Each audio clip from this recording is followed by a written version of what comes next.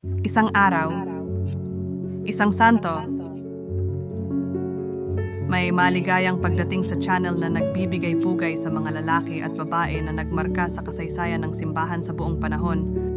Ngayon, 8 ng Setyembre, ipinagdiriwang natin ang kapistahan ng kapanganakan ni Birhen Maria. Kamusta? Ang pagsilang ng Birheng Maria, nakilala rin bilang pagsilang ni Maria o kapanganakan ng mahal na Birheng Maria, ay ipinagdiriwang tuwing ika-8 ng Setyembre sa kalendaryong Katoliko. Ang pistang ito ay ginugunita ang kapanganakan ni Maria, ang ina ni Jesus, at minamarkahan ang simula ng kanyang buhay sa lupa. Ang kwento ng pagsilang ng Birheng Maria ay hindi tuwirang isinasalaysay sa mga banal na kasulatan, subalit ito ay batay sa mga sinaunang tradisyon at apokripal na mga aklat. Ayon sa mga tradisyong ito, sina Joaquin at Ana ang mga magulang ni Maria, at sila'y matagal nang nananalangin na magkaroon ng anak. Isang kaanghel ang napakita kay Ana upang ipahayag na siya ay maglilihi ng isang pinagpalang bata. Ang balitang ito ay kinumpirma rin kay Joaquin. Ang kapanganakan ni Maria ay itinuturing na isang milagro at pagpapala, sapagkat siya ang itinakdang maging ina ni Jesus, ang tagapagligtas ng mundo. Si Maria ay pinaparangalan dahil sa kanyang natatangi at mahalagang papel sa plano ng Diyos para sa kaligtasan ng sangkatauhan.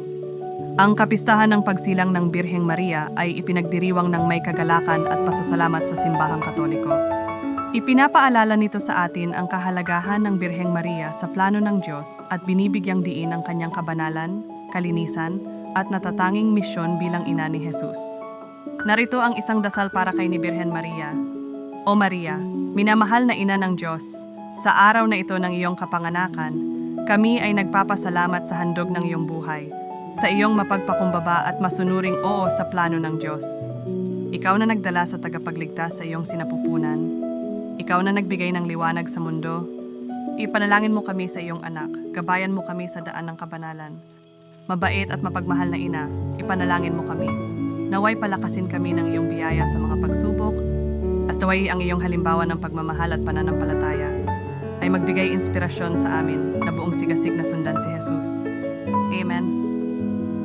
May iba pang mga santo na ipinagdiriwang ngayong araw.